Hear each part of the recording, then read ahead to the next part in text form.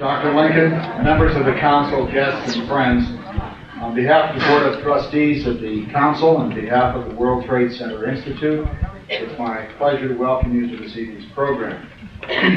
Allow me to remind you of next week's program on Wednesday the 27th. We'll be here in the same room. Richard T. McCormick, the United States Ambassador to the Organization of American States, will speak on the subject of prospects for U.S. South American trade. That program also will be co-sponsored with the World Trade Center Institute. Our topic this evening, as you know, is competitiveness and exchange rates. Can the United States compete with Japan under the weak dollar regime? Our guest is currently a research associate in the Foreign Policy Studies program at Brookings Institution, specializing in Japanese economic relations. He's a Phi Beta, I should note, he also is a lecturer at the Johns Hopkins University School of Advanced International Studies. He's a Phi Beta Kappa graduate of that nice college Amherst. And he holds an MA in East Asian Studies from Yale University and his PhD in economics from the same institution. He's a Fulbright Fellow and a Social Science Research Council Area Fellow. He's the author of the book, Japan's Economic Role in Northeast Asia, and also of the book, Japan Facing Economic Maturity. He's written articles on the economy of Japan, on Japan's relations in the Pacific area, and on U.S.-Japan economic relations. It's my great pleasure to welcome and introduce to you Dr. Edward J. Lincoln. Dr. Lincoln.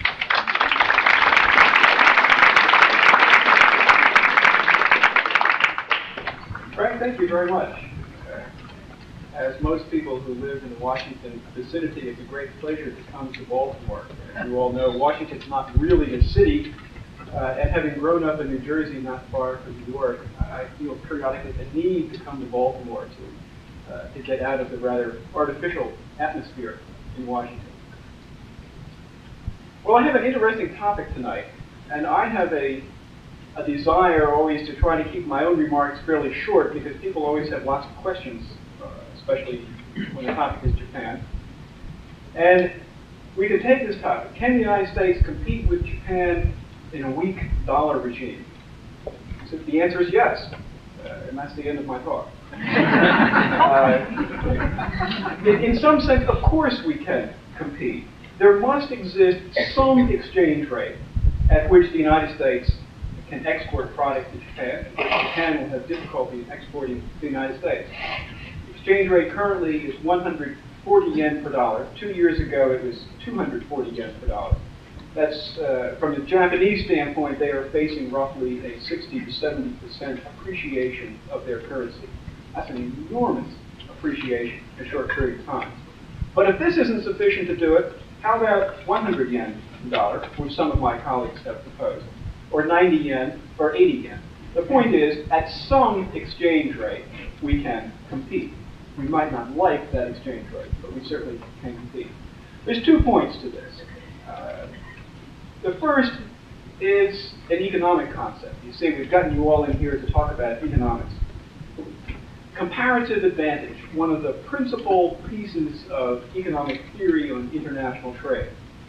Most people, even many students who have majored in economics, don't understand what comparative advantage is all about. Comparative advantage says you can have a nation that is more efficient than another nation in producing everything, and yet they will both benefit by trading with each other, because each nation produces some things better than it produces others. And they will benefit by exporting the things that they are relatively better at and importing the things that they are relatively worse at.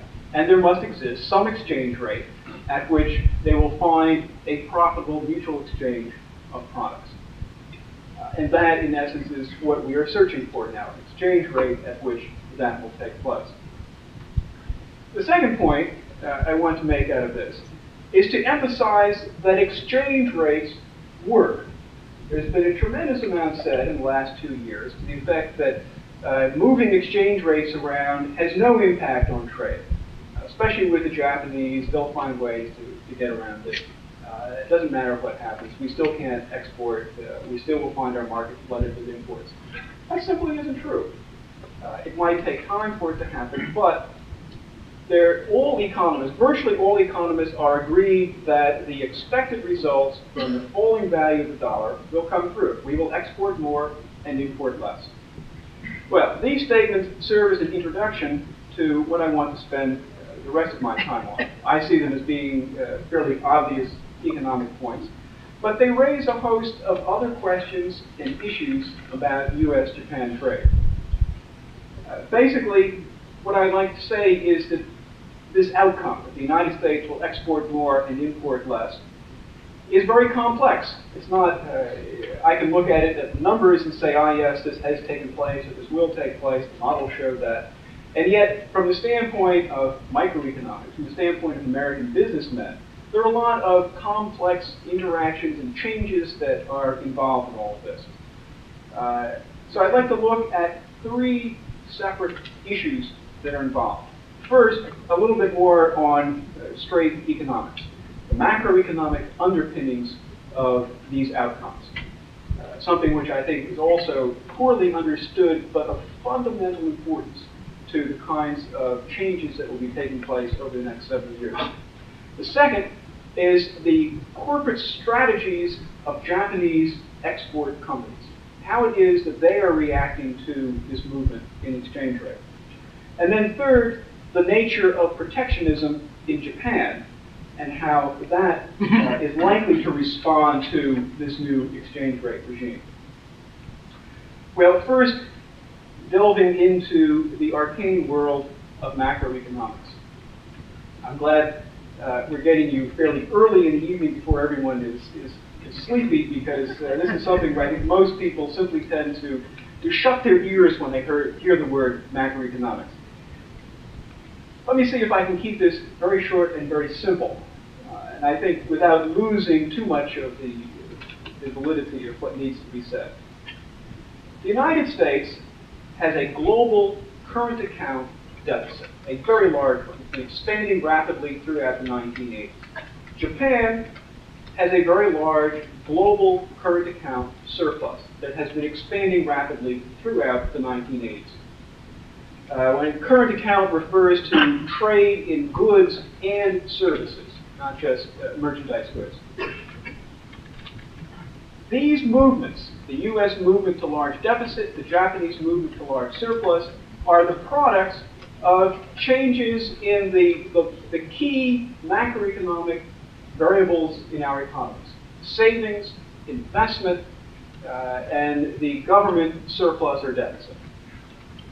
Very briefly, what's happened in the United States is we had a recovery of investment after the recessions in the early 1980s, so that investment was coming up, and our government chose, perhaps inadvertently, they didn't say they were going to do this, chose to run a much larger deficit through cutting taxes and increasing spending, in particular military spending. The combination of higher investment and a larger government deficit put more of a demand on American capital markets for funds than the country was supplying in the form of savings. If you want to invest, somebody has to save. In the end, it has to balance off. If you don't produce those savings at home, then they've got to come from somewhere else. And this is what's happened to the United States. Our demand for funds has exceeded savings, so we borrowed it from abroad. Japan has had, since the early 1970s, a very large surplus of savings over investment in the private sector. In the 1970s, that extra money, again, if the society saves more than invests, that money has to go somewhere too.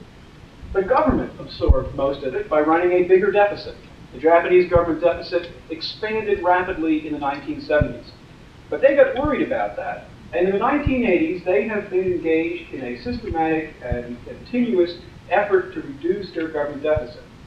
It sounds like a good thing to do, actually. I mean, we know we ought to be doing it in the United States. But the consequence for Japan was not to eliminate a current account deficit. It was to drive it into an enormous surplus.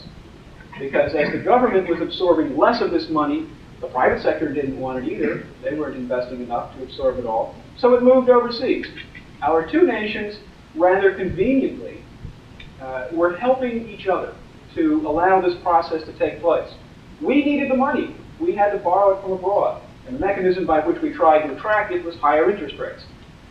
Japan had more money than it needed, and that inevitably leads interest rates to go down. So Japanese investors started sending their money to the United States. If you send your money to the United States, they have yen to buy U.S. financial instruments. They need dollars, so they buy dollars. Buying the dollars drives up the price of the dollar relative to the yen. It made a strong dollar and weak yen in the first half of the 1980s. That made Japanese exports more competitive in terms of price, U.S. exports to Japan less competitive, caused our bilateral balance on trade with Japan to deteriorate to a record deficit for the United States of $60 billion last year. I hope that was fairly simple. To me, it sounds very simple and very obvious. But basically, this is the kind of story that economists tell about what has happened to both of our economies in the 1980s. If we want to get out of this situation, then we need to have the United States shifting its economic structure and Japan doing the same. The Japanese have to reduce or absorb more of that money that they're saving at home. We have to absorb less from the rest of the world. We have to get our budget deficit down. The Japanese, in fact, ought to be using fiscal policy to stimulate their economy, a point that I want to return to a little bit later. The other thing I want to mention, I guess, the other macroeconomic development is that, indeed, we have had a big shift already, one that in the beginning puzzled me a little bit. I've just given you an explanation for why the dollar was so strong. And yet, over the last 2 years, we've had an enormous movement in exchange rates, especially vis-a-vis the yen. The dollar has gone down, and the yen has gone up. So far, that has been accomplished mainly by movements in interest rates. We have pushed our interest rates down, making investments here less attractive to foreign investors, in particular the Japanese. The Japanese have carefully monitored their monetary policy. They have occasionally lowered interest rates, but there have been times when they've actually raised their interest rates, trying to narrow that difference between interest rates in Japan and the United States, to slow the flow of money out of their country, and thereby to help in the process of bringing the dollar down, creating less of a demand for dollars in foreign exchange markets. So we have made the first step. We've gotten the exchange rates to move. But we still need to have a shift in these other economic variables: savings, investment, government deficit. I, in fact, am mildly optimistic about the United States on this score. I realize that my view may not be the majority one, but the federal budget deficit is no longer rising. It's falling. It will definitely fall as the next fiscal year starts. The only thing which the Democrats and Republicans are arguing about is how much it will fall and what particular programs will be cut or what particular taxes will be raised. That's a big difference from a couple of years ago. In Japan, on the other hand, there has been virtually no change in economic policy. The government there has remained firmly committed to the idea that government deficits are bad and they want to eliminate them. This is primarily the product of a rather conservative Ministry of Finance, which had never liked the rapid rise in the deficits which took place in the 1970s. Maybe Japan will start changing this year. I've seen a few signs that finally there's beginning to be some movement on fiscal policy. The politicians are finally beginning to say we've got to increase government spending and or cut taxes in order to stimulate our economy, both to reinforce the international commitments we have, and also because Japan is facing recession. You see, we've moved the exchange rate, and Japan now has a choice. its exports are being hurt. That's a drag on the economy. Well, those companies could sell more at home if domestic demand expands. But domestic demand is not expanding.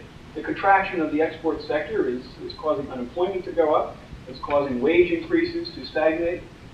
And so if Japan does not actively use fiscal policy to stimulate their economy, they are facing a real danger of recession sometime this year.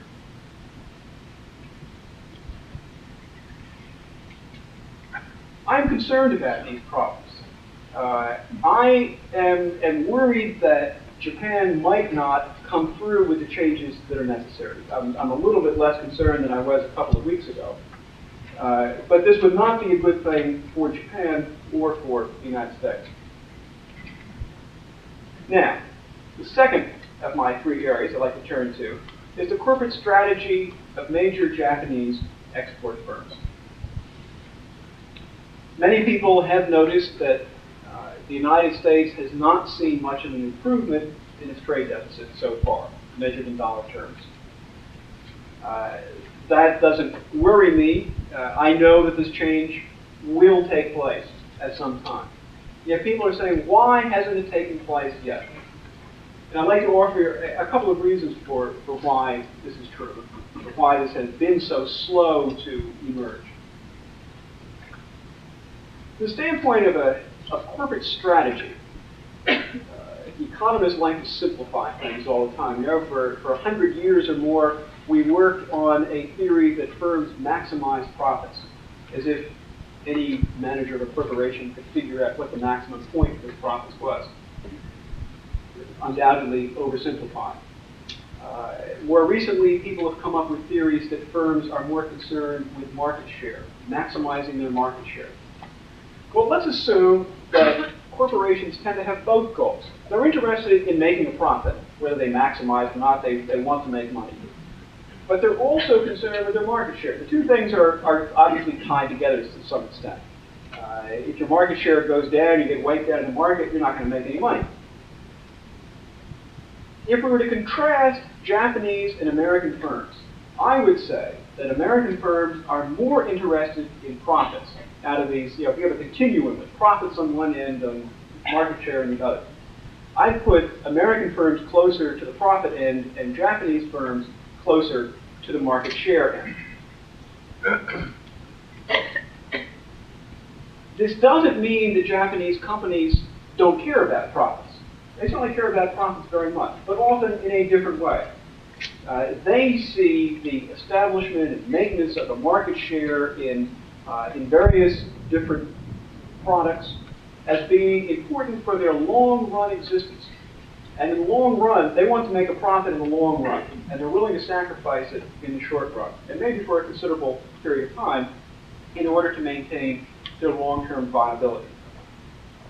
Therefore, Japanese firms may be more reluctant to pass on exchange rate gains or losses than would an American firm.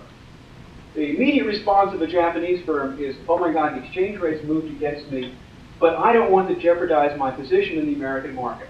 I'm not going to raise my dollar price. I'm going to ride this thing out. Maybe I don't believe the exchange rate's going to stay where it is. In fact, a lot of Japanese don't believe, or have not believed until recently, that this was really happening to them. They could conceive of the exchange rate going from 240 yen per dollar to 200. And they were prepared for that, many of them were. But they didn't think it was going to go beyond that. I think many of them really reacted with disbelief. This isn't going to last. It has to go back to somewhere around 200 yen per dollar. The Japanese government wouldn't let this happen. They're letting us down. And in that kind of environment, you can say, I'm not going to raise my price. Why should I suffer a short-term loss in market share which might be hard to regain in the future? I'll simply take it out of my profits. I'll even run a loss for a short period of time if I have to. Nissan Motor Company had a loss in the fourth quarter of last year for the first time since 1951.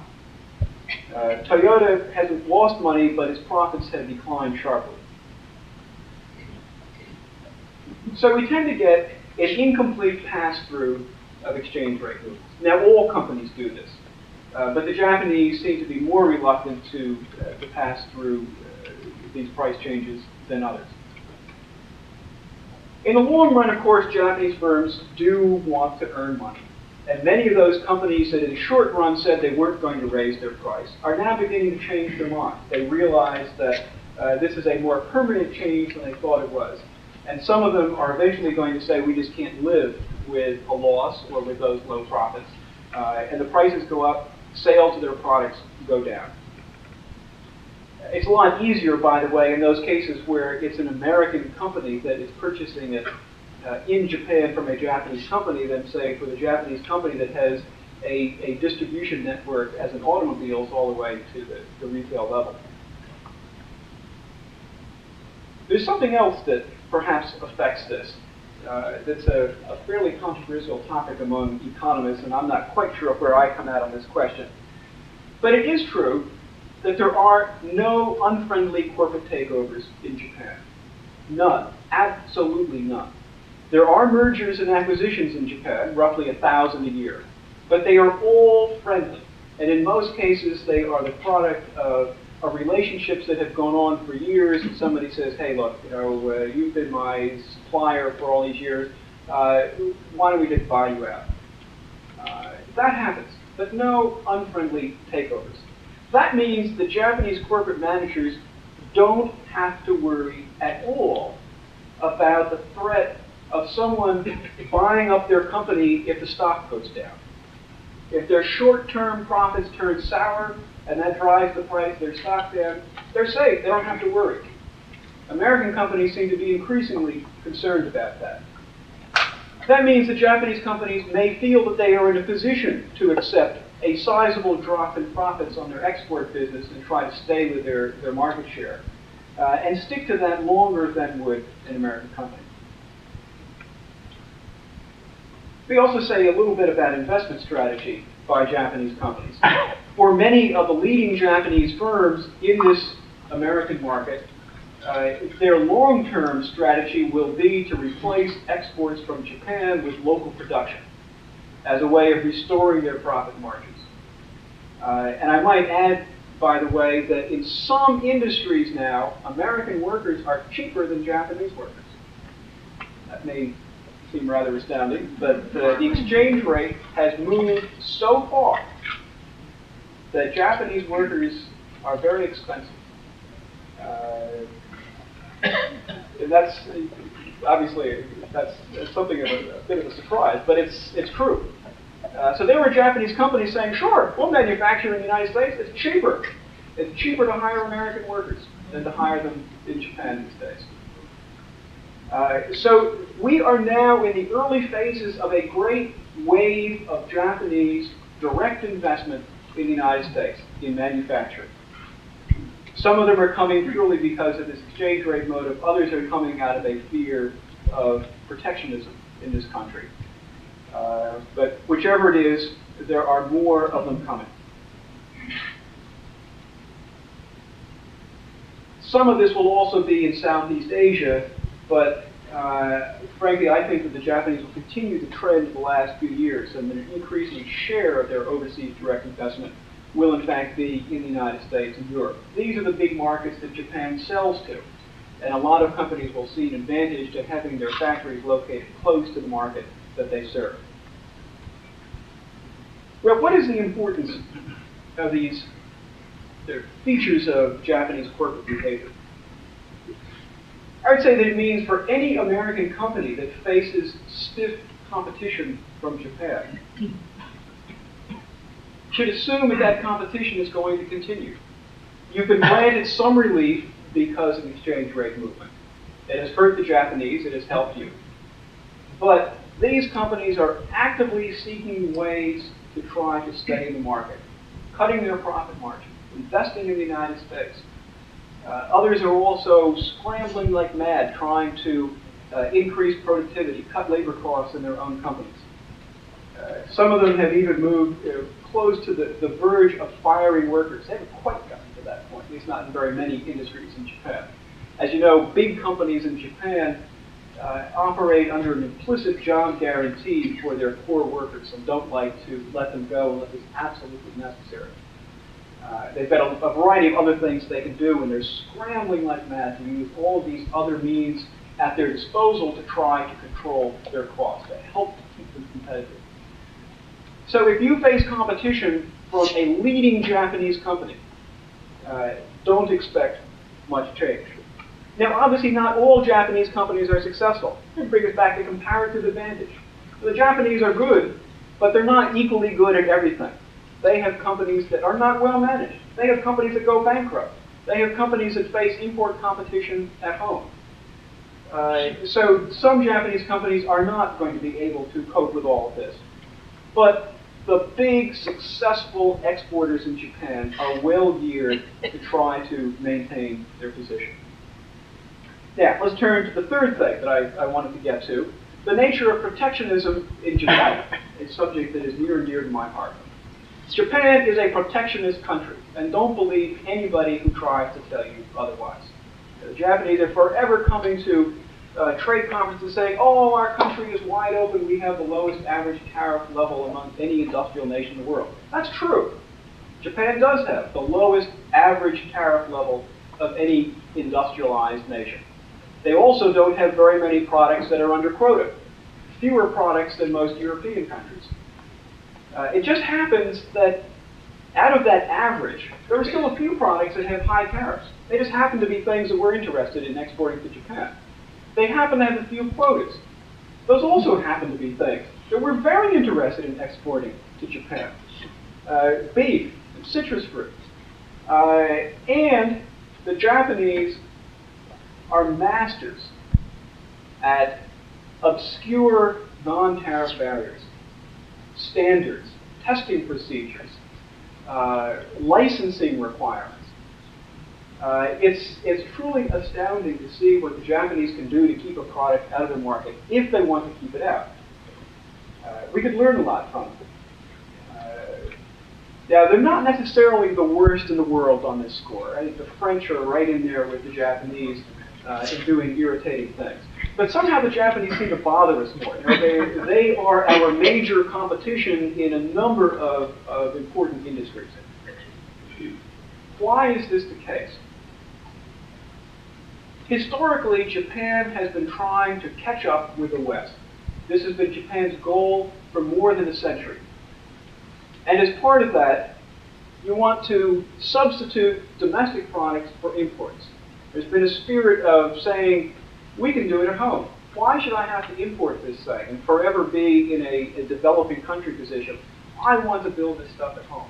An intense amount of pride in the ability to do that over the last century, pointing to Sponsor and say, this is the first automobile that we produced without having to pay licensing fees to somebody in a foreign country.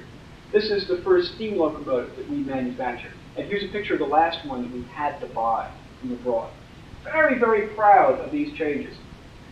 Well, as part of that, you want to erect trade barriers because small, new Japanese industries, infant industries, really weren't able to compete in price and quality with foreign products. So as part of this process, the country erected very stiff trade barriers. We tend to accept that in developing countries. We did not protest very much against the extremely high barriers in Japan in the 1950s. But we did begin to protest in the 1960s. And Japan has been lowering trade barriers slowly but surely since about 1963. I'm very pleased to see that has happened. And yet, because of this historical background, Japan lacks the kind of domestic liberal trade lobby that we have in the United States. My feeling about the United States is that our market is relatively open. So we have barriers in this country too, by the way, but it's relatively open because American companies are interested in importing products from abroad. Retailers like Sears, companies that have gone to Washington and fought in favor of more liberalized trade rules. That kind of industry-centered lobby for free trade has been largely lacking in Japan until the present time. It's unfortunate that it's not there. Because if it's not there, then the burden of trying to get the country to open up falls upon Japan's trading partners, in particular the United States. They do things because we pound them over the head and say, you've got to do it or we're going to, drop another atomic bomb on you, practically. And we've got this sort of grudging response out of Japan, every single round of these things. But it would be a lot easier if Japan had sort of this internal dynamic pushing them more rapidly in that direction anyway. Now, let me qualify all this a little bit. Japan is not a closed market. Japan is a protectionist country, but it is not closed. In 1985, Japan imported roughly $40 billion worth of manufactured goods. When the detailed figures for 1986 come out, we're going to find them probably up to $50 or $55 billion of manufactured imports. That's a lot of money. And it implies that the barriers are not absolute and that they don't apply to all products. There are even some products where the United States dominates the Japanese market. Schick razor blades, Pampers, Coca-Cola, large commercial aircraft. So in some areas we've done very well. But in other areas, Japan is quite protectionist. And it happens to be in areas where we feel the United States has a competitive edge over Japan, and we're being prevented from exercising that competitive edge in the marketplace in Japan. So we've become very irritated. And the second qualification, I guess, is to remind you again that Japan has improved. Japan today is not Japan of 20 years ago. 20 years ago, Japan, say 25 years ago, Japan had a quota that applied to virtually every single import. It had high tariffs on virtually every single manufactured import. The only thing that had low tariffs or no tariffs were raw materials. So things have improved. Even rules, regulations have been simplified in Japan to a considerable extent over the last 20 years. But there's a long way for Japan to continue going. Now, the mild optimism that I'm going to inject into this is the exchange rate. The exchange rate has moved very far, and this means that from a Japanese perspective, imports look cheaper than they used to. I feel that this at least encourages the kind of domestic liberal trade lobby that we have had and that Japan has been lacking. Japanese consumers and Japanese businesses are thinking very seriously. It's showing up all the time in the Japanese press now. Stories about the fact that the price differential between Japanese products and foreign products is so wide that Japanese companies and Japanese consumers are saying, let's buy the foreign product. And when they really want to buy it, and then begin to discover some of the barriers that they have bringing it into the country, then they are going to work harder to make the economy more open. This is even happening in an area that the Japanese have tried to make Americans believe is sacred, the importation of rice. Japan imports no rice. And their excuse is, one, food security, and two, that because rice is the emotional heart of the Japanese diet, that somehow you can't move on this issue. Nobody would want to buy imported rice anyway. Well, the producer price of rice in Japan is somewhere between 8 and 10 times the world price. Not percent higher, but times higher. That's 800 to 1,000% higher. The consumer price differential isn't as wide because there's a big subsidy between the producer price and the retail price. But even that is 4 or 5 times higher than the world price of rice. Japanese consumers are finally beginning to find that out. That is appearing now in the newspapers. And I can practically guarantee to you that 4 or 5 years from now, Japan will be importing rice. Not because the United States is going to make a big issue out of it, although we probably will, but because the Japanese have finally decided this is a stupid policy. There is a cost to food security, and the cost may be getting higher than they want to pay. So I am mildly optimistic that the changes are beginning to take place in Japan that will help Japan to become more of a positive participant in the international trading system. Now, in conclusion, let me quickly say a few things about policy. We need to act on macroeconomic policy. That's probably the most important thing that is required of both the United States and Japan at the present time. The United States needs to continue to reduce the size of the federal budget deficit, and Japan needs to move in the opposite direction. I think American business, if you're interested in foreign trade and exporting, then you ought to be interested in maintaining the current exchange rate, and in order to do that, we ought to be getting the federal budget deficit down to reinforce that change, or to reinforce the existence of that exchange rate. The U.S. government should also be prodding Japan, as it has been to some extent, on fiscal policy in Japan. I think this has been a weak link in our policy interaction with Japan. We discuss trade issues at nauseating length, but only recently have we chosen to begin discussing macroeconomic policy with Japan. We don't have very many people in the federal government who know very much about this aspect of Japan. The Treasury Department, whose jurisdiction within which this falls, used to be very involved in international affairs because it has some trade policy responsibilities. It doesn't anymore, and their knowledge of Japan has weakened. They don't have as many people working for them who seem to be on top of these issues. So there are things that we ought to be doing there. And second, no company should take Japanese competition lightly, even though the exchange rate has helped us. In fact, in some sense, if you think about it, the fact that the dollar has had to fall, depreciate against the yen, in order to help us remain competitive against Japan, is an indication that we're not doing very well relative to Japan. Their productivity growth has been faster than ours. So we have had to use this mechanism of cheapening the dollar in order for us to stay in the marketplace. In the long run, I'm not sure we want that to happen. But it has happened to us, and we need that. But just don't expect the Japanese to roll over and play dead because prices have moved against them.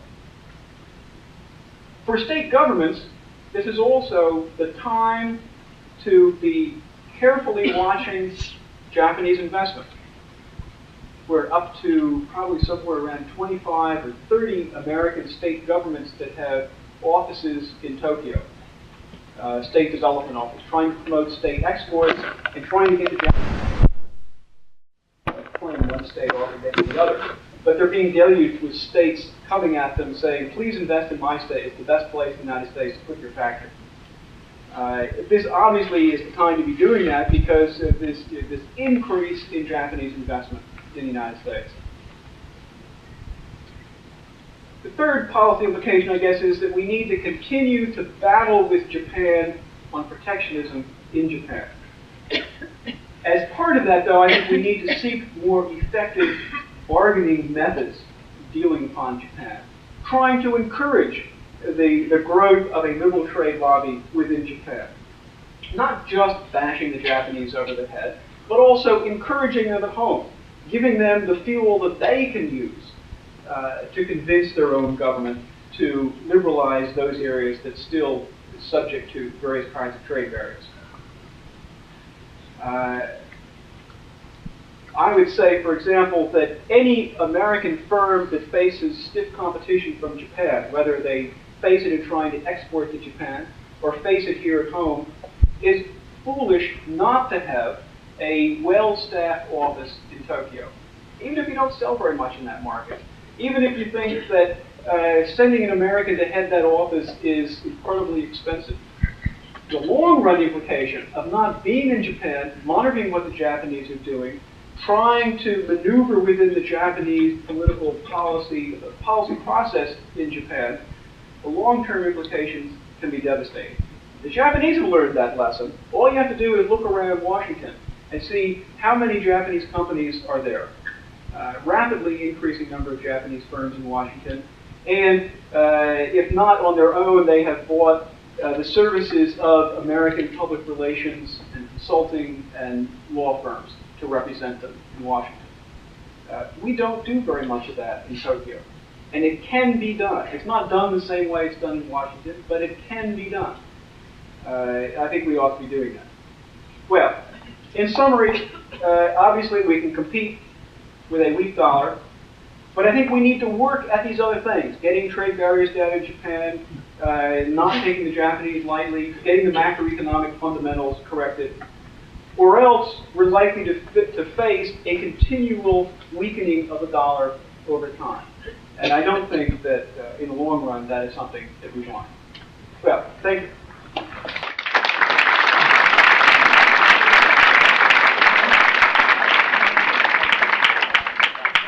Well, we thank you for that comprehensive and complete statement of the problem. It's nice of you to slow down when explaining some of the economic concepts. Although I know there are many very sophisticated people here, but I couldn't help but think of my wife who isn't here tonight. With remarks to which she's in a foreign country and doesn't speak the language. She speaks English very slowly. I hope that it makes a difference. So I was struck when you slowed down explaining those concepts. We'll have a question and answer period until 10 minutes after 7, and we will end promptly, right, at 10 after 7. Yes, ma'am. Would you recommend that the rice growers have an office in Tokyo or wherever they should have? American rice growers.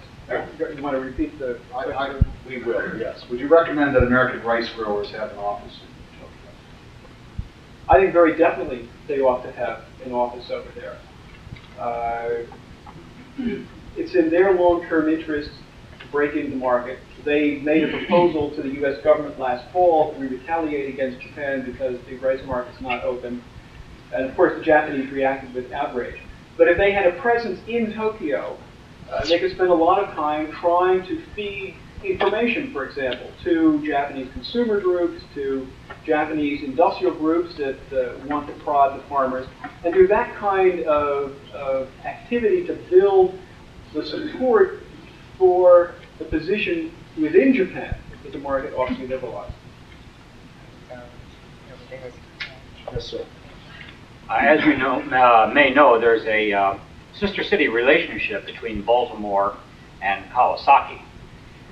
Presently, as of also in the last couple of years, there are 2 new teachers from Baltimore who are going to be going over to Kawasaki on a teacher exchange. We have 2 Japanese teachers from there right now here in town. As you may also know, a teacher's salary is very moderate at best, and we get the feeling like that salary is, whatever it is half as much once they arrive in Kawasaki. They virtually lose half of their salary by going over there. Do you have any particular comments or advice on that? Do you have advice on raising teachers' salaries? A lot of people have in general, and specifically and particularly with respect to exchange teachers in Japan. I'm not sure whether I should speak from the standpoint of encouraging relations with Japan or from the standpoint of being a taxpayer in the state of Maryland. This is a problem we all face. I find some things in Japan now quite expensive. This is the other implication of having a weak dollar. This is one of the reasons why I say in the long run we would be very unhappy with a continually weakening dollar. We will push ourselves into the position essentially of being another Great Britain. The British for years have been complaining they can't go abroad, it's too expensive for them. Their country has faltered in terms of economic growth. We don't want that to happen to us. On the other hand, let me also say that one of the great mistakes that we tend to make in going to Japan, and the Japanese help us right along in making that mistake, is the assumption that you want to replicate your living conditions in the United States. I know people who are paying that was a couple of years ago, $6,000 a month in rent. So they must be paying, $7,000 or $8,000, $9,000 in rent now because of the exchange rate movement. Horrendously high levels to live in a house that is basically a Western house. We send our people over there, we expect to live in those conditions. The Japanese expect us to live in those conditions. And yet, Japanese tend not to live in those circumstances. So if you're willing to go to Japan and live more like a native and put up with some crowding in the housing, it's not that expensive. Also, I find if what you know about Japan is eating in restaurants in the hotels, you get a very skewed view of how much Japan costs. Hotel restaurants in Japan are horrendously expensive. You can still go out and get a decent amount of food to eat for the evening for $4 or $5 worth in Japan, but not in a hotel. It'll cost you $4 or $5 to get a cup of coffee in a hotel. So I think you're right in saying the teachers will find that they will feel they can't do as much as they would in the United States. And certainly they're worse off now than they would have been a couple of years ago.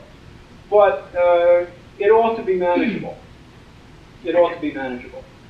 Kawasaki, by the way, let me just add a footnote here.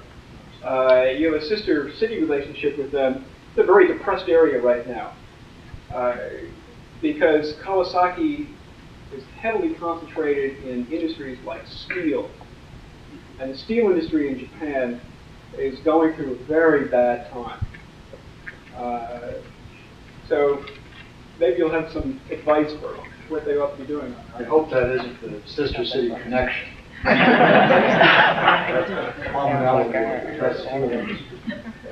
American politician a number of years ago also gave you advice to eat less. I don't know if your teachers will accept that. We'll pass it along. Yes, ma'am.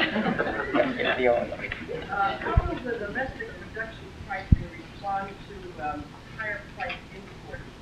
And are we going to be faced with buying inferior and made American products as a result of these jobs?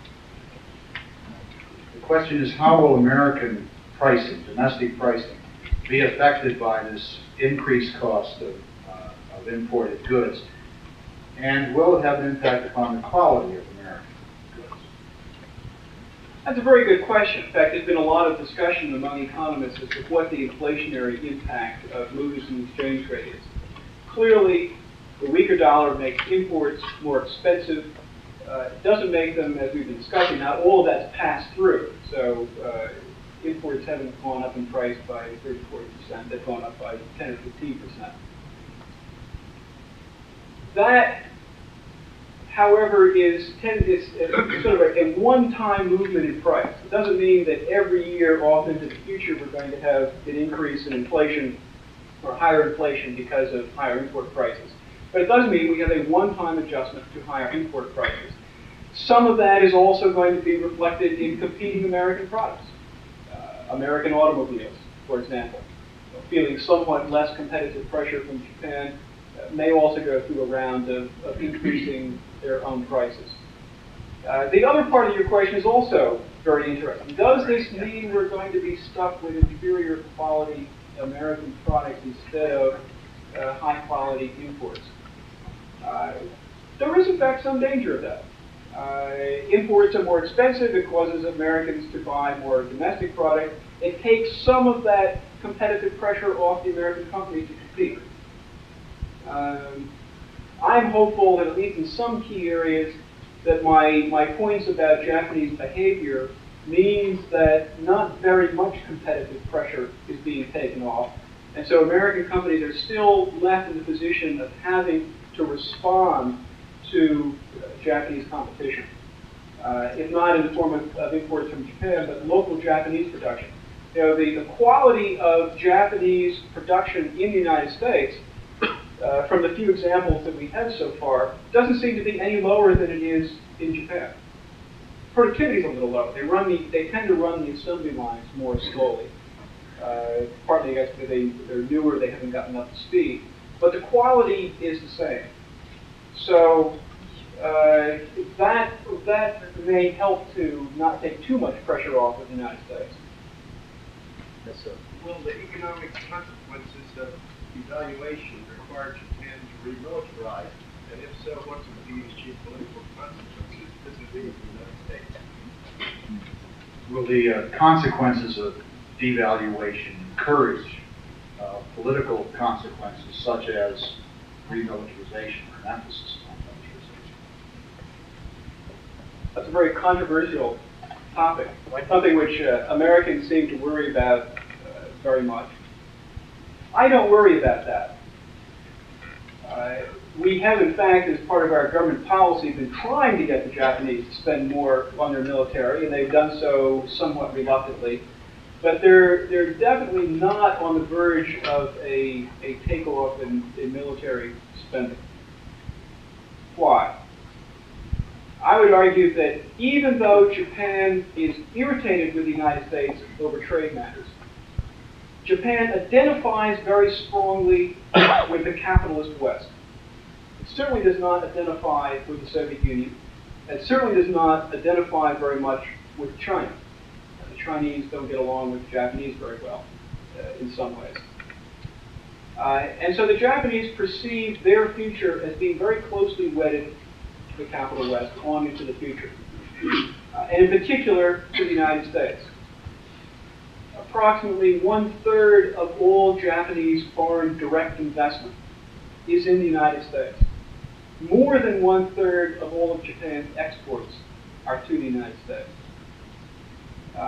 So there are very strong ties between Japan and the United States, economically, politically, that they don't want to break. Now, I will admit there has been an increase in Japanese frustration, irritation, a rise in Japanese arrogance.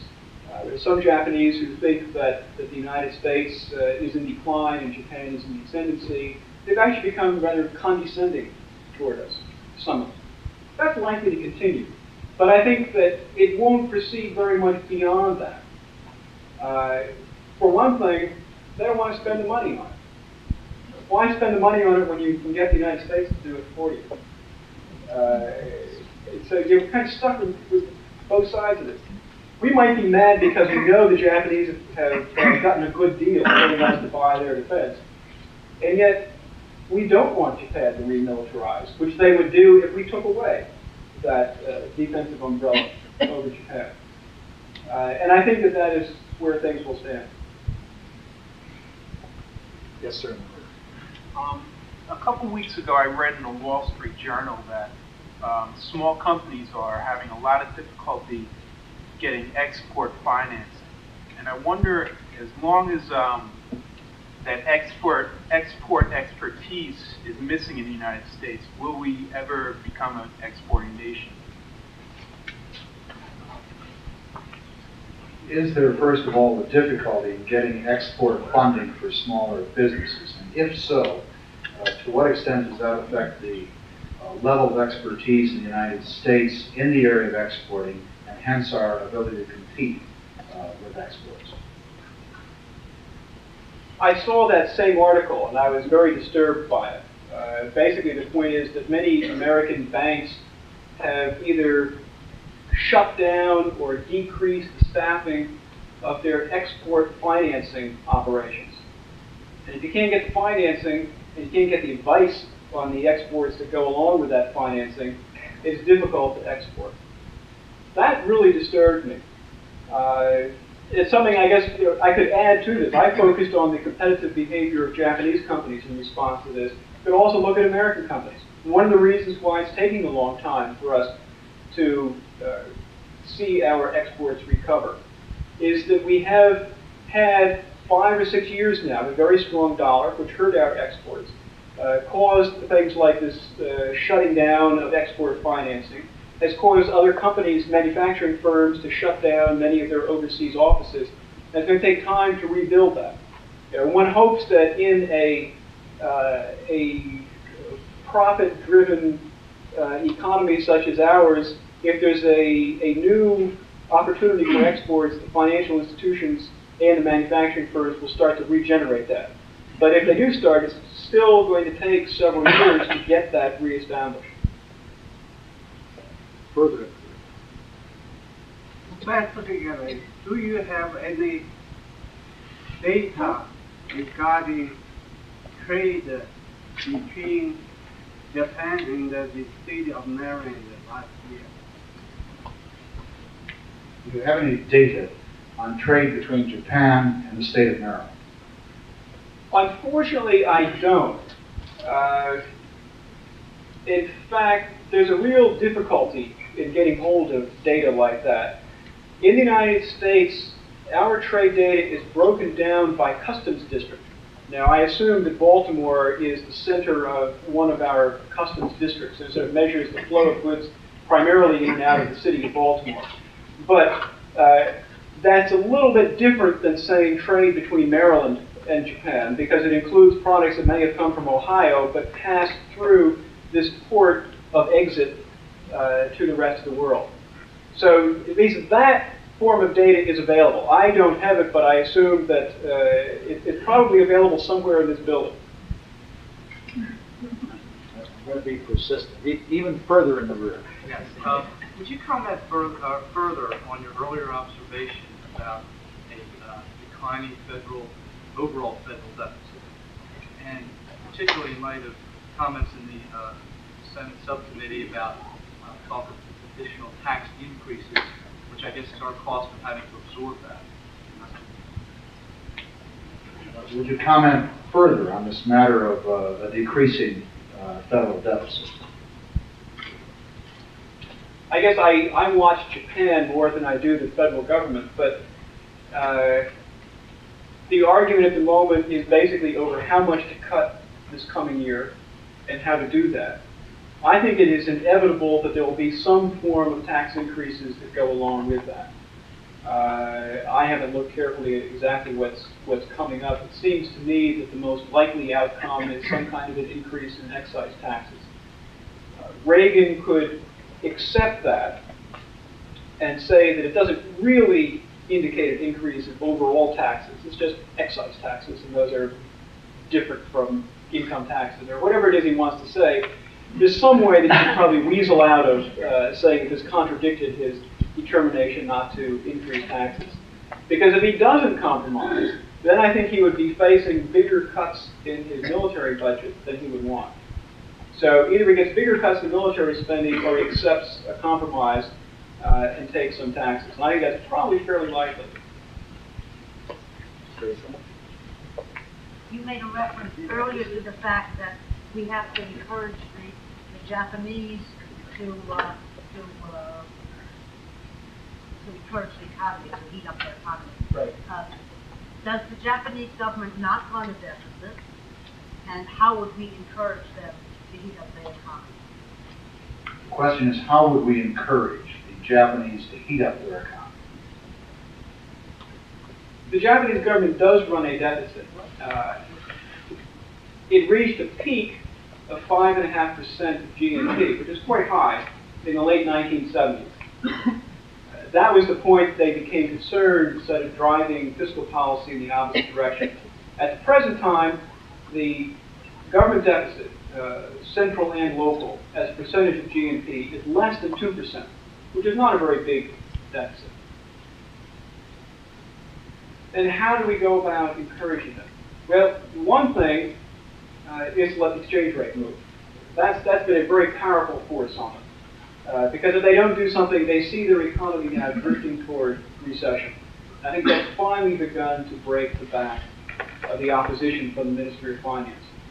The other thing you do is engage in regular discussion and try to emphasize upon the Japanese the importance you see in having this happen. We've done some of that.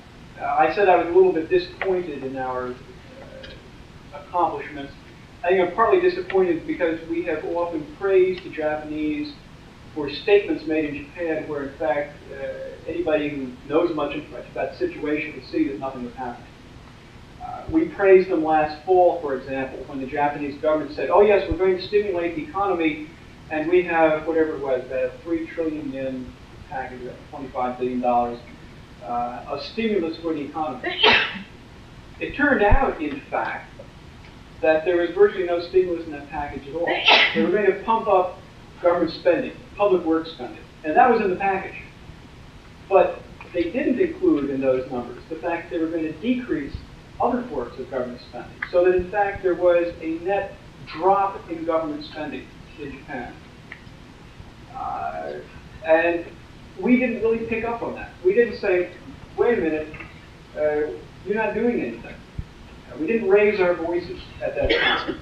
And I think if we watched the situation more carefully and kept pressure on them, it might help speed the process up a little bit. But perhaps the most important thing is letting the exchange rate make its statement on Japan, which I think it now has done. A couple of years ago, we had a group called the Japan Caravan come to speak to us at the Foreign Affairs Council, and they, as you can imagine, took the offensive with respect to protectionist policies and denied that their policies were as protectionist as we might have thought they were. They had two specific charges that they made, and I'd be curious to know how you answer them, because others in the audience might remember those charges. The first that I recall was that they said that of the Americans who try to do business in Japan, only 5% speak Japanese, whereas when the Japanese try to do business in America, 95% of Japanese speak English. They made another assertion, which was that when the Japanese bring a product to our country, they do careful research and tailor the product to meet specific American needs. By contrast, they asserted that when we take a product to their country, we take it as we would give it to our own citizens and don't do the kind of research which would meet their needs. How would you answer those assertions? Would you comment upon the often heard Japanese assertion that we're undereducated with respect to speaking the Japanese language and not very bright about adjusting our products to their economy, and these are two major causes for our ineffectiveness in distributing goods in Japan? So they're both true. In fact, the only untrue thing about that is that I would guess that it's less than 5% of Americans who can speak Japanese. And one of my favorite complaints, by the way, that particularly true in the American manufacturing sector. They want to hire people who are engineers or MBAs. They don't want people with area backgrounds. I teach part-time, and I know what happens to my students. Almost none of my students have ended up in manufacturing, helping American companies sell their products in Japan. These companies assume that they can take an American manager and send him to Japan, and he can sell a product. He can sell it anywhere in the world. That's not true. You have to adapt, at least to some extent, to local conditions. Now, you don't completely go with, when in Rome, do as the Romans do, but if you don't make any adjustments to coping with Japan, you're not going to get very far. And we have now a rising number of young Americans who have been well trained in Japanese language, better trained than I am. And it seems to me that it's a shame that we're not taking better advantage of this. You know, that many of the students I have end up working for the Japanese. Now, there's nothing wrong with that, except that the Japanese don't need any help anymore. The Americans who need some help, and here are people who could become effective.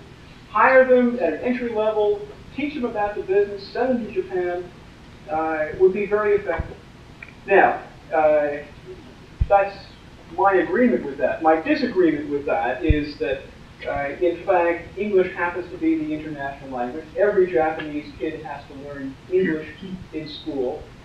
So it's no surprise that they come over here knowing English. We, on the other hand, deal with countries all over the world. It's no great surprise that we don't have a large body of people who know Japanese well. And in fact, many companies have done quite well without having very many people knowing Japanese. But I think to improve our penetration of the market, that's a very important ingredient. Now, the second part of that, not adapting the products. In some cases, that is also true. And yet, I'm getting a little bit tired of hearing this out of the Japanese. You know, that the purpose of this caravan is a public relations move on the part of Japan. They don't want to talk about barriers in Japan. They want to talk about our failure to work hard enough to get into the market. And they can come up with some really dilly horror stories about stupid things that Americans have done. There was one in the late 1970s when we had a big trade fair in Japan called the Boutique America. They gave us a passenger liner that sailed around Japan. The Japanese government paid for it, by the way. Sailed around Japan displaying American wares in different places. There were a number of retailers of women's clothing who went on that, who didn't check with anybody to find out what sizes they ought to take. And there were pictures in the Japanese newspapers, very embarrassing, of women holding up clothing, and they were giggling because the stuff was too big for them, the size wrong for Japanese women. And there are things that we hurt ourselves by being so foolish. And yet, Japan is a protectionist country.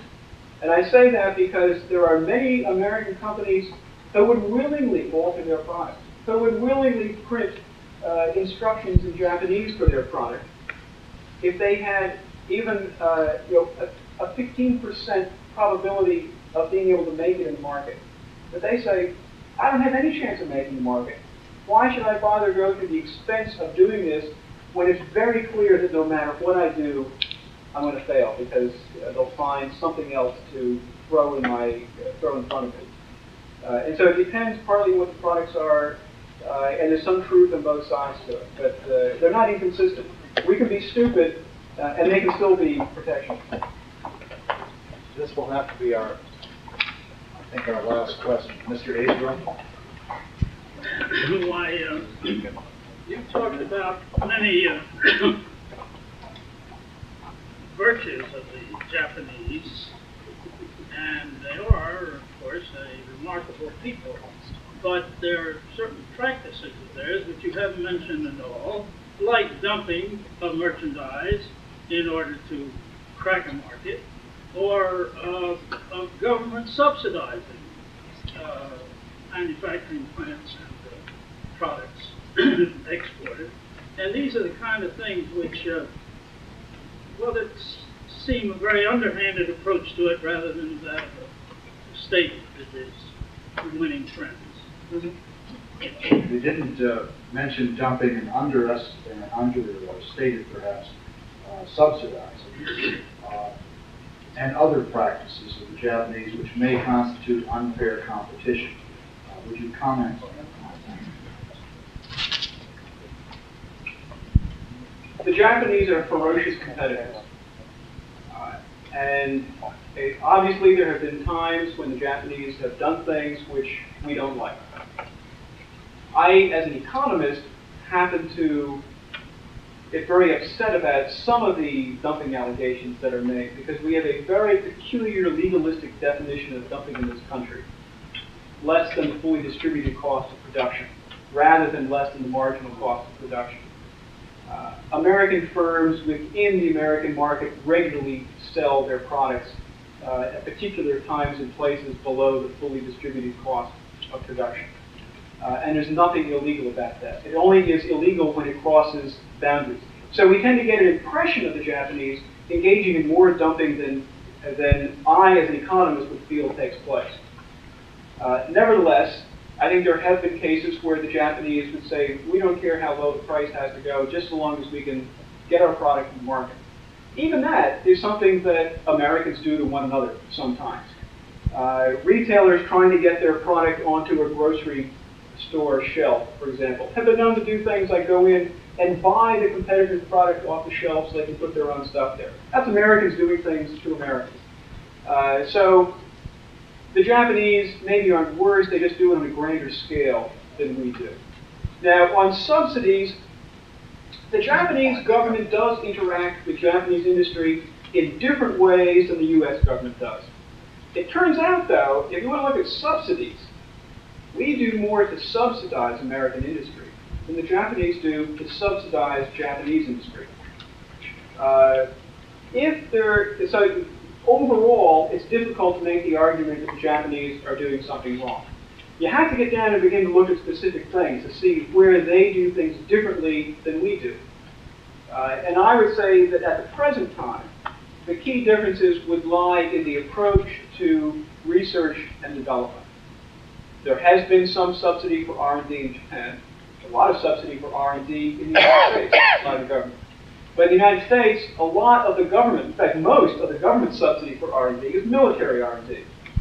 There is no military R&D in Japan, so all of the R&D is commercial, although even there, if you look at government spending, the bulk of it goes to educational institutions, which is not a clear commercial intent.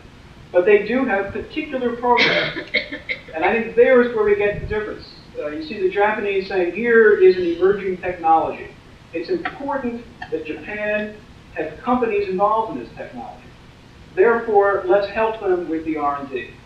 And their approach has been to encourage cooperative R&D projects. Get the companies together, let them divvy up the projects and share some of the output of it all. Now, maybe that's unfair. It's something that we don't do very much of in the United States. Then a little bit now. Bobby Inman with his microcomputer something or other corporation down in Texas was a stab at that. There is a cooperative R&D venture in North Carolina that's military related. But we don't do very much of it. But still, this leaves us in a funny position. You know, do we want to be angry at the Japanese for doing it, or do we want to say, hey, it works, we should be doing the same thing here? And that's a difficult question. You're talking about commercial subsidizing rather than... They don't do that. There's very, very little of that in Japan. Unless, and you can talk about, say, export financing. Japan has an export-import bank. We have an export-import bank. Theirs happens to, perhaps, I guess, finance a larger percentage of Japanese exports than we finance of U.S. exports. Their interest rates are lower, but interest rates in general are lower in Japan. You know, outright subsidy is not a form of support for Japanese industry in terms of life. Computer chips. Computer chip subsidy was entirely in the form of R&D. There's no production subsidy on computer chips in Japan. They may be dumping chips, but there is no subsidy from the Japanese government in production on computer chips, only for R&D. An R&D subsidy in that particular case was fairly substantial and very highly targeted. Their R&D subsidy went towards the technology to develop the next generation of computer memory chip manufacturing equipment. They were very carefully targeted and was very successful. But once it moved beyond that stage, there's no subsidy. To all of you who have questions, I apologize, but we will end the session on time this evening. That was very informative. We thank you for that, and we appreciate your thoroughness and earnestness in trying to be helpful with respect to your subject. It's awfully good of you to be here in Baltimore with us. Thank you.